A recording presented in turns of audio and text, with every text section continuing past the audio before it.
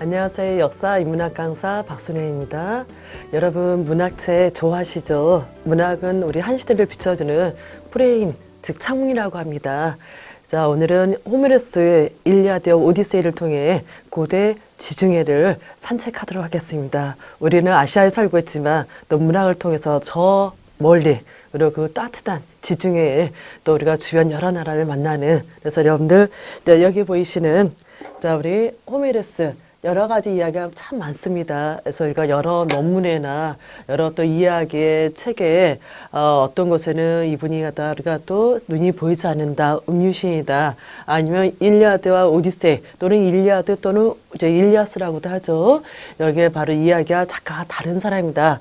하지만 어쨌든 일반적으로는 바로 일리아드와 오디세이, 바로 호메로스 그리스의 작품이다. 그리고 그 안에 자 우리가 일리아드와 오디세이 어떻게 보면 속편 같지만 일리아드는 우리가 일반적으로 알고 있는 영화로도 나왔었죠. 트로이 전쟁의 10년의 이야기. 그리고 오디세이는 바로 그 이후에 또 10년의 이야기. 오디세우스가 바로 여러 지역을 또 우리가 또 탐험하는 또 우리 방황하는 이야기가 우리가 펼쳐져 있는 게 바로 호메로스의 일리아드와 오디세이 이야기. 그러면 이 문학 속에 어떤 이야기가 담겨 있을까? 특히 자 우리가 자 이 작품 안에는 바로 이제 그리스 하면 지중해 대표적인 나라입니다. 그래서 우리가 지중해 하면 땅 가운데 바다라고 해서 세계에서 상당히 바로 이제 우리가 주변이 우리 땅으로 둘러싸 있기 때문에 자 우리 바다가 자 거칠지 않습니다. 그래서 상당히 무역이 이제 많이 일어난, 그래서 우리가 자 여러분 이렇게 보시면 여기 지금 현재 이탈리아죠. 자, 건너가면은 발칸반도, 자, 그리스들, 그러면서 자, 저기 보시면 아프리카, 다 이쪽에 지중해들, 그리고 여기 서아시아 이렇게 있다면은 바로 이 사이에 상당히 많은 이제 문명이 있다면 우리가 그리스는 워낙 많이 알려져 있다면 자 우리가 일리아드와 오디세이에 나왔었던 문명은 바로 자 우리가 오리엔트라고 하는 자, 우리 이집트와 메소포타미아 문명 이후에 자, 바로 지중해 핵심 축이 되었던 에게 문명이다. 이렇게 기억해 주시면 됩니다. 물론 에게 문명도 여러 가지 신화에서 우리가 온 지명입니다. 그래서 에게 문명 크게 보면 이제 우리 오리엔트, 자, 오리엔트는 메소포타미아, 우리가 이집트 두 문명을 이름한다면은 세계 4대 문명 중에서 서양 문명의 바로 기초가 되었다. 이렇게 기억하시면 됩니다.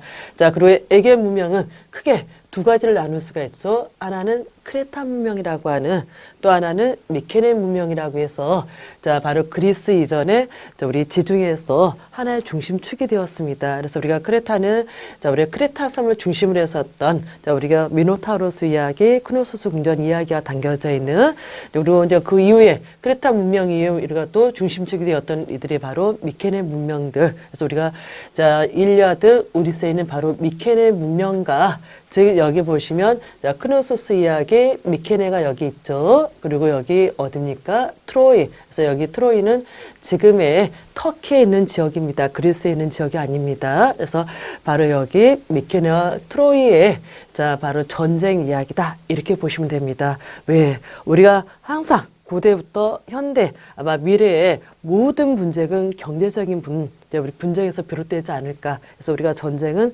자 더 들어가면은 항상 쩐의 전쟁이다. 한번 이렇게 얘기한다면은 사실 이제 미케네와 트로이 여러 가지 이야기로 많이 미화되어 있지만 그 안에는 바로 지중해 상권을 둘러쌌던 바로 여기에 무역 전쟁이었다. 이렇게 보시면 됩니다. 그래서 그 당시에 자 이 트로이가 사실 미케네보다 훨씬 더 강력했습니다. 그래서 모든 상권, 우리도 동아시아에 허브하면 뭐 싱가포르라든지 뭐 홍콩이라든지 그다음에 우리 부산을 들 수 있다면은 바로 그 당시에 트로이. 그래서 모든 자 우리 상선이 이곳을 거쳐서, 그래서 여기에 엄청난 이익이 돌아갔기 때문에 바로 이것을 빼앗으려고 했었던 미케네. 자, 그 안에 바로 우리가 문학 속으로, 그다음에 또 그 신화가 또 우리가 오버랩되어서 여러분이 알고 있는 뭐 헬레나 이야기라든지 뭐 우리가 또 트로이 왕자 이야기라든지 그다음에 또 제우스 이야기, 그다음에 또 거기에 이제 브라의 여신이 던졌었던 황금 사과 이야기. 그러면서 가장 누가 아름다운 여신인가. 그래서 여기에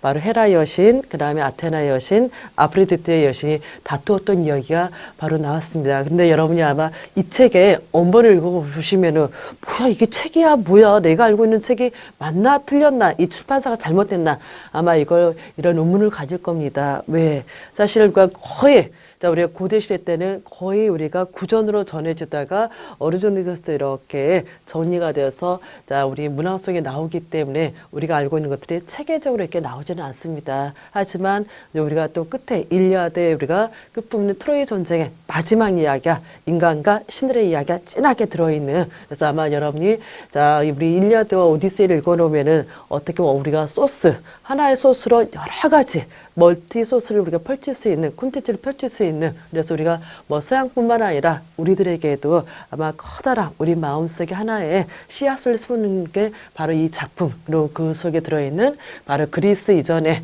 바로 이제 우리가 일반적으로 말하는 에게 문명 그 중에서 크레타 그다음 미케네라면 미케네와 트로이 전쟁 이렇게 여러분이 기억을 해주시면 아마 우리가 또 문학 작품 읽는데 아마 도움이 되시지 않을까 싶고요. 그래서 이 작품에 나왔던 자, 전반적인 이야기가 트로이 전쟁입니다. 그리고 여기 안에는 지중해 상권을 둘러쌌었던 그래서 우리가 문학 작품 안에는 브라의 여신이 자, 우리가 결혼식에 초청을 못 받아서 황금 사과를 던지는 이야기가 나오죠. 그리고 황금 사과를 둘러싸고서 가장 아름다운 여신에게 말했기 때문에 세 여신이 서로 자존심 싸움을 하는 그리고 제우스에게 부탁했을 때 제우스는 그의 입장에서 봤을 땐 아내이자 딸이자 며느리이기 때문에 자 그걸 우리 트로이 왕자였던 파리스에게 떠넘겼었던 그리고 이 세 여신이 파리스에게 각각의 딜을 하게 됩니다. 그래서 이때 이제 우리가 파리스와 자 정식 딜이 이루어졌던 인물이 우리의 신이 바로 가장 아름답다고 하는 아프로디테가 가장 아름다운 여인네를 자 주겠다. 그래서 우리 파리스가 이걸 선택하게 되죠. 근데 가장 아름다운 여자는 바로 이미 결혼했지만 바로 이제 우리 스파르타의 바로 헬레나였습니다. 왕비였습니다. 하지만 신의 약속이 있기 때문에 그녀를 드리고 트로이로 가면서 바로 여기 우리 그리스 총연합과 트로이 간의 전쟁. 하지만 10년 동안의 전쟁이 한 여인 때문에 일어났다는 것은 이거 헬레나에게 너무나 뒤집어 씌운 거죠. 바로 여기에 지중해 상권에 우리가 들어있다. 이렇게 보시고요. 자, 그런데 이 책을 읽고서 정말 우리가 신들의 세계 이야기다, 가상의 얘기라고 누구나 믿었지만 꿈을 키웠었던 정말 꿈을 발굴했던 한 사람이 있습니다. 그가 바로 하이니 슐리만이라고 하죠. 자, 독일인입니다. 그래서 그는 아버지에게서 어린 시절에 바로 이 지역의 여러 가지 신화 이야기, 그다음 고대 문명 이야기, 그래서 우리가 또 세계사 부분에서 바로 이 트로이 전쟁 이야기를 읽고서 그때 아무도 생각하지 않았던 것을 분명히 있을 거야. 내가 찾아볼 거야. 꿈을 키웠다고 합니다. 그래서 그 꿈이 바로 현실이 됩니다. 근데 막연하게 현실이 된 게 아니라 그가 이 책을 읽고서 여기에 가기 위해서는 어학이 필요해. 어학 공부를 열심히 해서 여러 국어를 했었던 게 또 하나 그분이 키웠었다. 그리고 여기까지 가기 위해서는 바로 이제 돈이 필요하다. 그 돈을 벌기 위해서는 뭘 해야 될 것인가? 바로 사업을 해야 되겠다. 사업가가 됩니다. 자, 그리고 여기에 또 가기 위해서는 내가 누군가에 맡기더라도 고고학이 필요하다. 그래서 정식 교육은 못 받았지만 장외에서 엄청난 고고학을 공부해서 또 고고학자가 됩니다. 그래서 우리가 실제 학교에서 공부한 것도 우리가 중요하지만 우리가 실제로 자기가 정말 좋아해서 탐구했던 사람들이 세계를 바꿨다면 아마 슐리만도 마찬가지. 그래서 트로이 실제로 꿈으로만 여겼었던 전설로만 여겼었던 신화로만 여겼던 우리 트로이에서 바로 트로이 문화를 트로이 유적지를 발굴하게 됩니다. 그래서 물론 그 뒤에 여러 가지 평가가 우리가 또 나타나고 있죠. 도둑이다. 우리 문화재를 너무나 처절하게 파괴했다.